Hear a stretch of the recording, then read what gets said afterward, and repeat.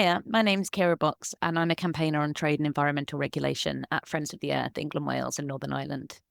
I'm here to talk to you today about emissions from trade, how we monitor them, how we count them, and where they come from. There are different ways of measuring emissions. On the one hand, you could think of the emissions from the UK as just those that are emitted within our landmass itself.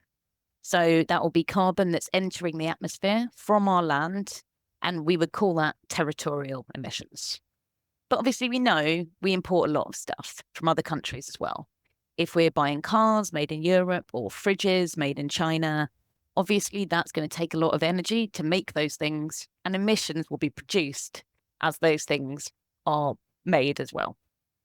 So we have an alternative way of counting these emissions. We call them consumption-based emissions. These account for our trade flows. They tell us what our overall UK emissions are if you add up these two things together. Because about 20 to 30% of global emissions are involved in these trade flows. So they make a really big difference to our numbers. And in fact, if we look at this graph here, we can see that our territorial emissions, that was the first category, things that happened within the UK's landmass, they've reduced a fair bit since 1990.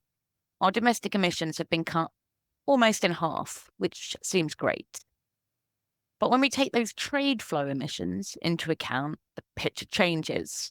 We see that our consumption-based emissions, the things coming from those goods we import, are reducing, but nowhere near as fast as our territorial emissions. And that's because the emissions associated with these imports haven't really changed that much over time. That graph stays flat, and government policies to reach net zero in the UK don't cover reducing these consumption-based overseas emissions. Where are these emissions coming from? Most of them come from the EU because they're our biggest trading partner. But we can also see here that China is a pretty big contributor. And beyond that, we have imported emissions associated with all parts of the rest of the world. And then what? What do these emissions actually come from? What is the activity that is causing these emissions? We can see in this graph that red, the manufacturing, that's the biggest element of this graph here. That's all the emissions associated to make all of the stuff that we import. That's cars, household appliances, but also the machinery used in UK factories. There's also a big chunk of emissions here in yellow from mining and quarrying.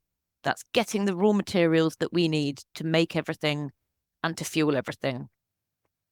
And there's the emissions used in supplying the electricity to all those factories in those other countries that are making all of that stuff for us.